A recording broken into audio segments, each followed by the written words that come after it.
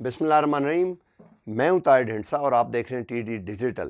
Environment یا ماحولیات ایک ایسی چیز ہیں جس کے ہم ایک طرح سے اندر رہتے ہیں and we are bubbled in, we are enveloped, اور ارد گرد ہمارا ماحول ہوتا ہے. اگر اس ماحول کو ہم تباہ کر دیں گے یا متعفن کر دیں گے تو وہ معطر ماحول ایک تو ختم ہو جائے گا. دوسرا یہ ہے کہ اس کا پھر ہماری صحتوں کو اور نیشنل ہیلتھ کو اور یونیورسل گلوبل ہیلتھ کو اس کا نقصان پہنچتا ہے، جس کی اکنامک کانوٹیشن ہے، ہیلتھ کانوٹیشن ہے، بہت سی اور اس کے مضمرات شامل ہیں. لیکن جو سمجھنے کی بات ہے وہ یہ ہے کہ اس کو تباہ بھی ہم خود کرتے ہیں کولیکٹیولی، جس کی دو بڑی وجوہات ہوتی ہیں. ایک تو سستی اور کائلی اور چیزوں کا پتہ نہ ہونا، اور دوسری کسی حد تک لالچ بھی انڈسٹریل سکیل پہ اور انڈیویجول بھی. تو اس کو ایڈریس کرنے کے لیے حال ہی میں ہم نے دیکھا کہ بڑی ریسرچ بھی آئی ہے. آج ہمارے ساتھ ایک ریسرچ اسکالر موجود ہیں، ان سے ہم اس کے بارے میں بات کریں گے کہ اس کو ریکلیم کیسے کیا جا سکتا ہے اور مسئلہ ہے کیا. ڈاکٹر محمود خواجہ صاحب، ویری وارم ویلکم. آپ نے یہ ایک بک بھی لکھی ہے، میں دیکھ رہا ہوں، پوائزنز ان آور انوائرمنٹ، تو اس کا بھی ذکر کریں گے. یہ بک انہوں نے لکھی ہے، اور تھوڑا سا پہلے پریمائسز کا دیں کہ یہ ہے کیا مسئلہ. السلام علیکم طاہر صاحب، بہت شکریہ، اور آپ کے ٹی وی یونٹ کا بھی بہت شکریہ کہ آپ لوگوں نے وقت نکالا اور ایک ایسے موضوع پہ آپ عوام کی آگاہی کے لیے پروگرام کر رہے ہیں جو کہ عموماً کسی بھی اسٹیک ہولڈر کی پرائرٹی میں نہیں آتا، خواہ وہ گورنمنٹ ہے یا پبلک سوسائٹی ہے یا ہمارے پبلک پرائیویٹ سیکٹر ہے. جب اس کتاب کو لانچ کیا گیا تھا تو اس وقت بھی جو مختلف پینلسٹ تھے، جس میں پاکستان کے پینلسٹ بھی تھے اور پاکستان سے باہر بھی کوئی 5 پینلسٹ تھے مختلف کنٹری سے جو کہ اس ایریا میں ایکسپرٹ ہے، ان سب نے یہ پرزور ریکمنڈیشن کی تھی کہ اس کتاب کو جتنا زیادہ اس کی انفارمیشن کو ڈسیمینیٹ کیا جائے اور مقامی زبان میں کیا جائے تاکہ لوگ اس سے فائدہ اٹھا سکیں. بیسیکلی یہ جو کتاب لکھی گئی ہے اس کا مقصد کوئی کاروباری مقصد نہیں تھا. یہ اس وجہ سے لکھی گئی کہ ایک جو ہمارا ویسٹ کا ایشو ہے وہ کافی عرصے سے بڑھتا جا رہا ہے، اور اب اس ویسٹ ایشو نے ایک نئی صورت اختیار کر لی ہے کہ جیسے پہاڑ ہوتے ہیں، پہاڑوں کی طرح ویسٹ کے جو اکٹھا ہو رہا ہے اور ڈھیر اس کے بنتے جا رہے ہیں. ویسٹ کے پہاڑ، جی بالکل، گند کے پہاڑ جی بنتے جا رہے ہیں، اور اس گند میں ہمارا میونسپل ویسٹ بھی ہے، ہمارا آفیشیل ویسٹ بھی ہے اور ہمارا انڈسٹریل ویسٹ بھی ہے. تو وہ آفیشیل اور میونسپل ویسٹ تو اتنا نقصان دہ نہیں ہوتا کیونکہ وہ عام طور پر موسٹلی وہ یا تو ڈسٹرائبل ہوتا ہے یا یہ ہے کہ وہ آرگینک ہوتا ہے، بایو ڈیگریڈیبل ہوتا ہے. لیکن جو انڈسٹریل ویسٹ ہے اور خاص طور پر جو میٹیلک پولوشن ہے وہ ہمیشہ رہتی ہے، اور یہ ثابت ہو چکا ہے کہ مختلف میٹل کے صحت پر مختلف اثرات ہیں.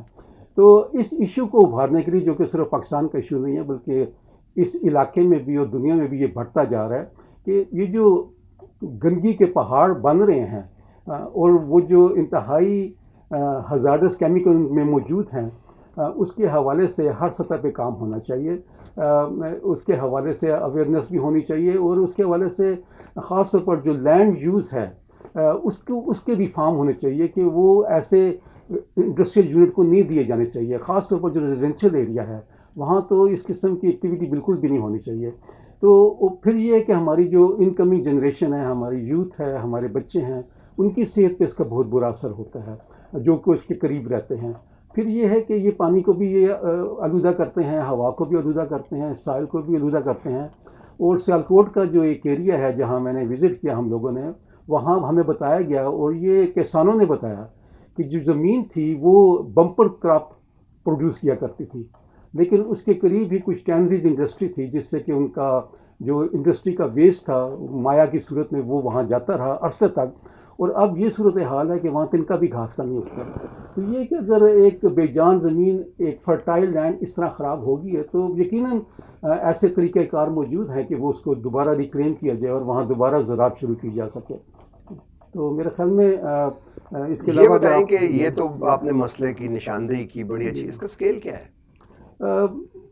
دیکھیں جی، خاص طور پہ پاکستان میں دیکھیں جی، بات یہ ہوتی ہے کہ اسکیل، جب ایک مسئلے کو آپ کوانٹیفائی کر سکیں تو آپ اس کا اسکیل دے سکتے ہیں. اگر ایک مسئلہ کوالٹیٹیو نیچر کا ہے تو اس کو کوانٹیفائی کرنا بہت مشکل ہوتا ہے. ہم نے جو ایک تقریباً 3 ماہ کا سروے کیا تو ہمیں تقریباً 38 ایسی سائٹس ہم نے آئیڈینٹیفائی کی، 38 تینوں صوبوں میں، پنجاب، سندھ اور KPK میں، اور اس کے علاوہ جو 2 سائٹ تھیں وہ ہمارے اسلام آباد میں تھی، 2-3 سائٹس. تو اور یہ ہے کہ ہم نے جب ان سائٹس کو اسیس کیا تو اس میں ہم نے باقاعدہ ان کی لوکیشن دی ہے، ان کے جو جی ایس کوآرڈینیٹس ہیں وہ دیے گئے ہیں تاکہ اگر جب مزید کام کیا جائے تو وہ بڑی ایزیلی لوکیٹ ہو جائیں. اس کے علاوہ وہاں کے لوگوں کو سے ہم نے انٹرویو کیے، وہ جو سائل واٹر تھے اس کی ہم نے انالیسس کی تاکہ ہمیں معلوم ہو سکے کہ اس میں کیا کیمیکل پولوٹنٹس ہیں.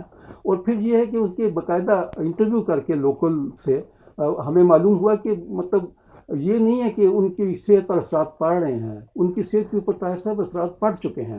اور اس حوالے سے یہ مسئلہ اور بھی گمبھیر ہو جاتا ہے. اور irrespective آف اٹ اسکیل آپ اس کی میجرمنٹ میں جائیں. ہم نے اسی کتاب میں 10 کے قریب جو پرائرٹی سائٹس ہیں ان کو بھی آئیڈینٹیفائی کیا ہے، اور ہم نے بہت اسٹرانگلی ریکمینڈ کیا ہے. اور ہمارے ساتھ جو بک لانچ میں انٹرنیشنل ایکسپرٹس اور نیشنل ایکسپرٹس ہیں انہوں نے بھی کہا کہ کم سے کم ان سائٹس کی ریمیڈیشن کے اوپر، ڈیٹاکسیفیکیشن کے حوالے سے اس کے اوپر فوراً کام شروع ہونا چاہیے. پھر یہ ہے کہ عام طور پر جو بعض انڈسٹریل سائٹس ہیں وہ رورل ایریا میں ہیں. رورل ایریا میں عام طور پر لوگ انڈر گراؤنڈ واٹر استعمال کرتے ہیں، خواہ وہ کنویں کا استعمال کرتے ہیں یا ٹیوب ویل ہوتا ہے. اور ان گندگی کے ڈھیروں کی وجہ سے وہ جو پانی ہے وہ خراب ہو رہا ہے. اس میں بعض ہیزارڈس جو کیمیکلز ہیں وہ اباؤٹ دا پرمیسیبل لیول ہے، ہمارے نیشنل انوائرمنٹل کوالٹی اسٹینڈرڈس کے حوالے سے بھی اور WHO کے اسٹینڈرڈس کے حوالے سے بھی. تو یہ کہ امیڈیٹلی ان علاقوں میں ایک متبادل صاف پینے کا پانی مہیا کرنے کا بھی ایشو بن جاتا ہے کہ ٹھیک ہے آپ ریکمنڈیشن تو کریں گے، آپ پانی کو صاف کرنے کے بھی طریقے وغیرہ بتائیں گے، لیکن یہ ہے کہ یہ ایک ضرورت بن جاتی ہے کہ ان کے لیے ایک الٹرنیٹ واٹر سپلائی ہو، خواہ وہ ٹینکر کے تھرو ہوتی ہیں جیسے بھی ہوتی ہے. ان لوگوں کو فلٹریشن پلانٹ کی ضرورت نہیں ہے، فلٹریشن پلانٹ کی دوسرے مسائل ہیں. تو دور دراز علاقوں میں جہاں کے پانی کنٹامینیٹڈ ہے وہاں فلٹر پلانٹ زیادہ افیکٹو نہیں ہے. آپ ان کے لیے دوسرے طریقے استعمال کریں اور ان لوگوں کے لیے پانی کی سپلائی کا بندوبست کریں. اچھا یہ بتائیں کہ اس کے جو اینڈ ریزلٹس ہوتے ہیں ان پور ہیلتھ یا جو ہیلتھ ایفیکٹ ہوتے ہیں وہ بھی آپ نے کچھ کوانٹیفائی کیے ہیں یا کوالیٹیٹیولی آبزرو کیے کچھ جگہوں پہ؟ جیسے کہ میں نے عرض کیا کہ جو میٹالک پولوشن ہے یا پیسٹی سائڈس ہیں ان کے جو ہیلتھ امپیکٹس ہیں وہ ویل اسٹیبلش ہیں. کافی تحقیق ہو چکی ہے، کافی رپورٹیں ہو چکی ہے، پاکستان میں بھی کافی اس کے اوپر کام ہوا ہے.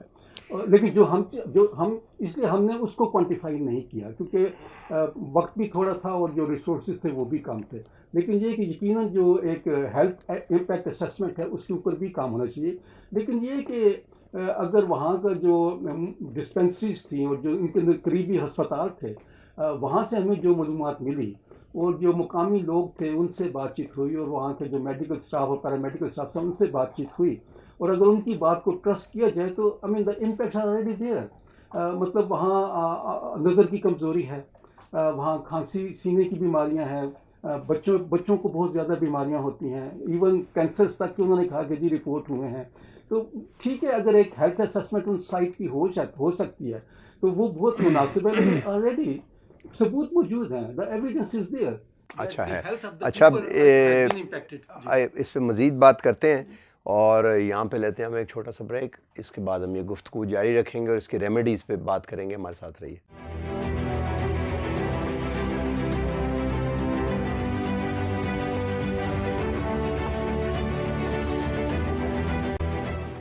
Welcome back. اس سے پہلے کہ ہم اس کی ریمیڈیز اور ریکلیمیشن کی طرف آئیں کچھ 1-2 کیمیکلز بڑے بڑے بتائیں گے جو پاکستان میں مین مسئلہ ہے. ہاں جی دیکھیں جی میں اس سے پہلے یہ بتانا چاہتا ہوں کہ امریکہ کی ایک بہت مشہور رجسٹری اور ہیزارڈس اسسمنٹ آرگنائزیشن ہے جس نے مختلف کیمیکلز کی ہیزارڈس لسٹ بتائی ہوئی ہے کہ اس میں سے کون سا جو کیمیکل ہے وہ سب سے زیادہ زہریلا ہے اور کون سا جو ہے وہ کم ہے. تو اس کے حوالے سے جو کرومیم ہے وہ تیسرے یا چوتھے نمبر پہ آتا ہے اور سب سے اوپر لیڈ اور کیڈمیم آتے ہیں. تو یہ اس کے علاوہ مرکری ہے وہ بھی اس کی لسٹ کے اوپر اچھا خاصا پہلے 5-6 کیمیکلز میں آتا ہے. کرومیم تو ہم کروم پلے جو کلیگر ہوتے تھے کروم پلیٹنگ کے تو ہم بڑے شوقین ہیں یہاں پہ.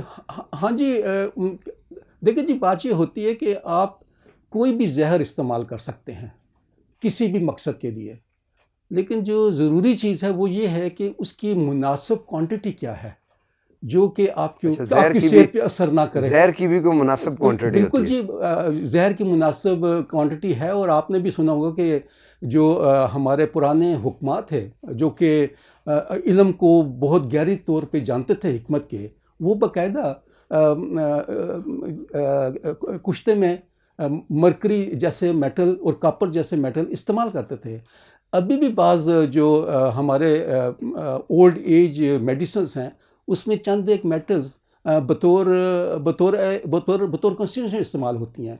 ایون جو آپ کی ہم ڈرگ ایبیوز پریونشن ہے بہت بڑا مسئلہ ہے، لیکن آپ کی بعض جو پرانی دوائیاں ہیں اس میں ایک مناسب افیم کی مقدار ڈالی جاتی ہے، مورفین ہوتی ہے. جی تو یہ ہے کہ جیسے میں نے عرض کیا کہ زہر وہ زہر ہے جو کہ ایک محفوظ اماؤنٹ سے زیادہ ہو جائے یا آپ کے جسم میں جمع ہو جائے. آپ نے جو سائٹس دیکھی ان میں یہ محفوظ اماؤنٹ سے زیادہ پائے گئے کچھ کیمیکلز؟ کون سے پائے گئے؟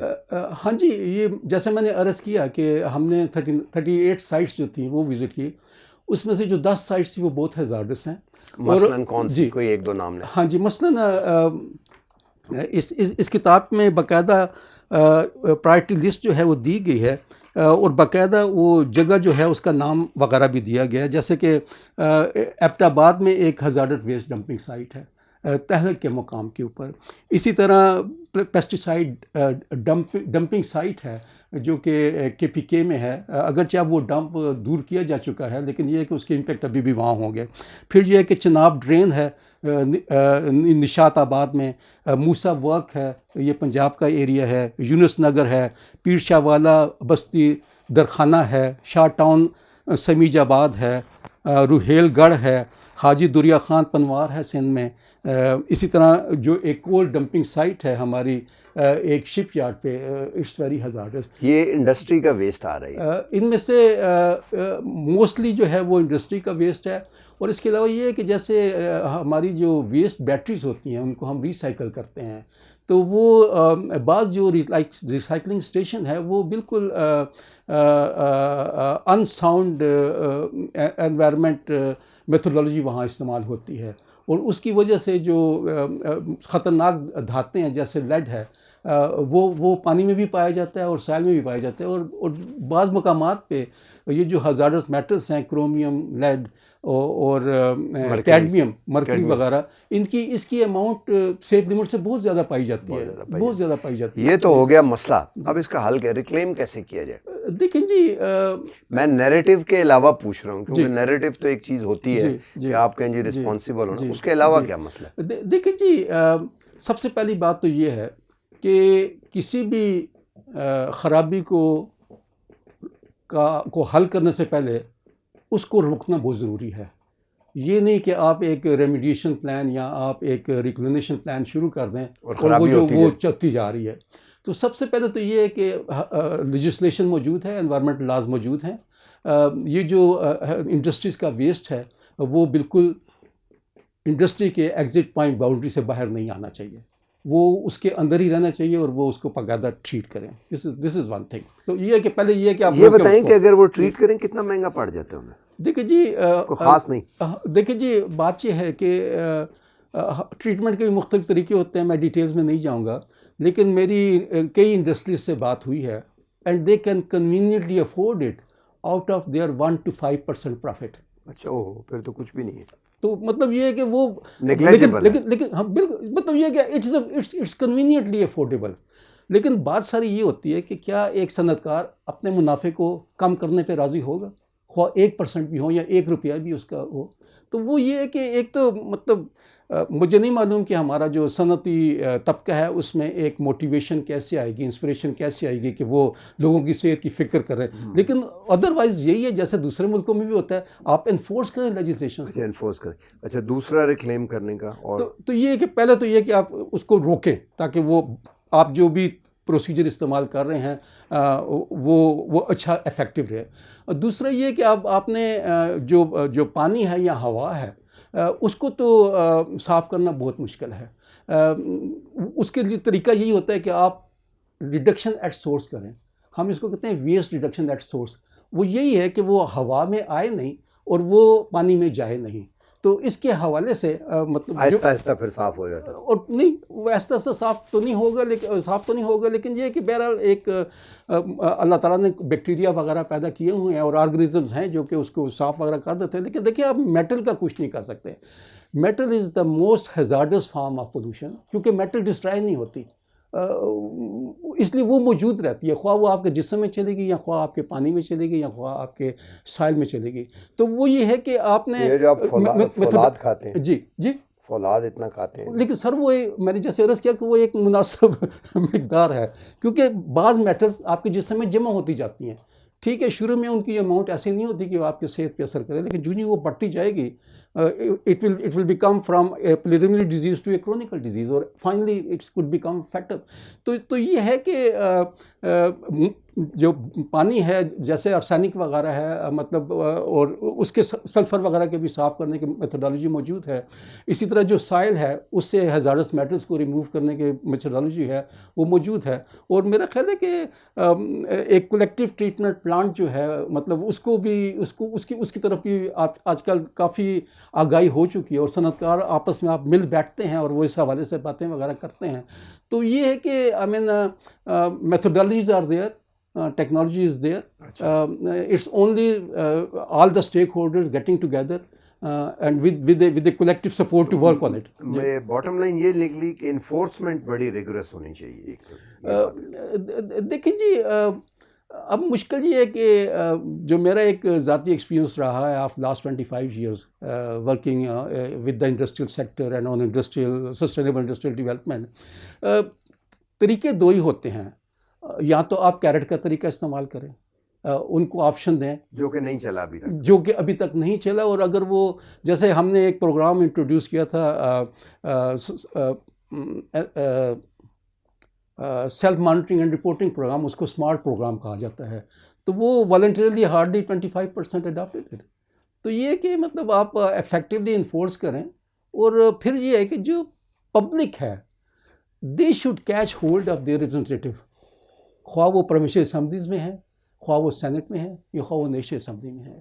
وہ ان کے اوپر پریشر ڈالیں کہ جناب آپ اس مسئلے کے حوالے سے کچھ کریں, کیونکہ دے آر لوکل پیپل, وہ ان کے پاس ووٹ لینے جاتے ہیں.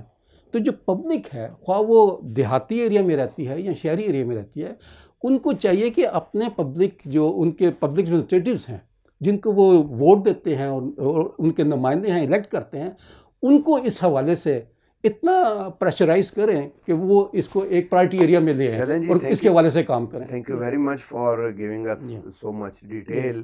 تو دو ہی چیزیں جو ہیں وہ سمجھ میں آتی ہیں. ایک تو اس کو یہ ایک بڑا اہم مسئلہ ہے جس سے ہماری کولیکٹیو ہیلتھ, ہماری جنریشنز کی آگے ہیلتھ اور افیکٹ ہو سکتی ہے اور بڑا نقصان دہ ہو سکتا ہے. دوسری بات یہ ہے کہ اس کو کنٹرول کرنے کی دو باتیں سمجھ آتی ہیں کہ ایک تو لوگوں کی اویئرنیس ہو اور وہ پریشرائز کریں, اور دوسرا اسٹرکٹ لیجسلیشن اور انفورسمنٹ ہو گورنمنٹ کی طرف سے. اس کے ساتھ ہی ہم آپ سے اجازت چاہتے ہیں. اللہ حافظ. اور میں اگر پھر آپ طاہر صاحب ایمفسائز کر سکوں کہ جو عوام ہے وہ اپنے نمائندوں کو پریشرائز کریں جی, جو جن کو آپ ووٹ دیتے ہیں. آپ ان سے اسکول بھی بنوائیں, ہسپتال بھی بنوائیں, گلیاں سڑکیں بھی بنوائیں, لیکن اس سے بھی زیادہ جو ماحول ہے اس کے حوالے سے ان کے اوپر پریشر ڈالیں کہ آپ کی وہ زمینیں جو ہیں وہ ان کی آلودگی ختم ہو, آپ کے پانی کی آلودگی ختم ہو, تاکہ یہ ہے کہ آپ لوگوں کی صحت اور آپ کے بچوں کی صحت بہتر سے بہتر ہو اور ہمارے لیے ایک سسٹینیبل ڈیولپمنٹ ہو اور پاکستان ترقی کرتا جائے. بالکل ٹھیک ہے. آپ کی ویلتھ ہے جو ڈرین ہو کے ان کے پاس جا رہی ہے, ایک طرح کا یہ لوٹ مار ہے, تو اس کو روکیں. اللہ حافظ.